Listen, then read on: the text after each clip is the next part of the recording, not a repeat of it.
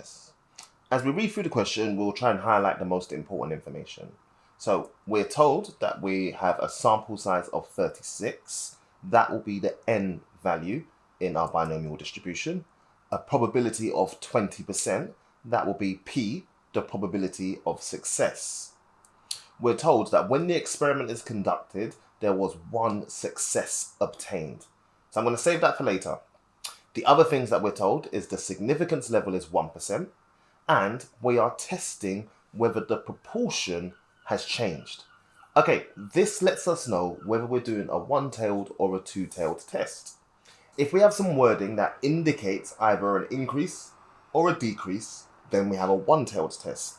But since this is simply a change, it's not specific about whether the change is an increase or a decrease. So we have a two-tailed test, and our alternate hypothesis needs to reflect that.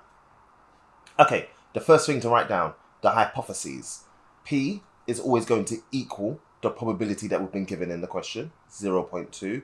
And our two-tailed test indicates that the alternate hypothesis is going to be not equal to 0.2. Okay, after that, I would always define the binomial distribution. We already said that n was 36 and p is 0.2.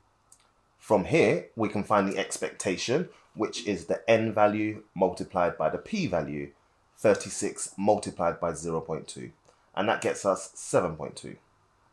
Now, that 7.2 is useful, and it's going to go onto the diagram that we sketch with this binomial distribution. The minimum number of successes is 0. The maximum number of successes, 36. And here's our expected number of successes, the 7.2. Okay, other things that we should do right at the very beginning of the question, we should state our significance level. Since this is a two-tailed test, I'm going to divide that significance level, 0.01, by 2. And that gets us 0.005. Okay, now the last bit that we need to take from the question is that there was 1 success observed. I'm going to put this on a diagram. 1 is here. I'm going to shade towards the closest tail. This is the region that we need to find the probability for. So we are looking for the probability that x is less than or equal to 1. Okay, on your calculator, you know how to find the probability that x is less than or equal to 1, and we get 0.0032. Okay, from here, we just make the usual comparison. We will compare this to our significance level.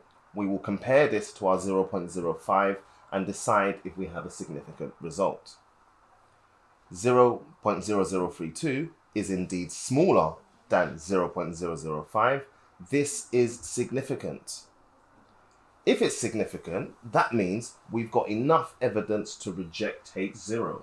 We've got enough evidence to want to question the probability being equal to 0.2.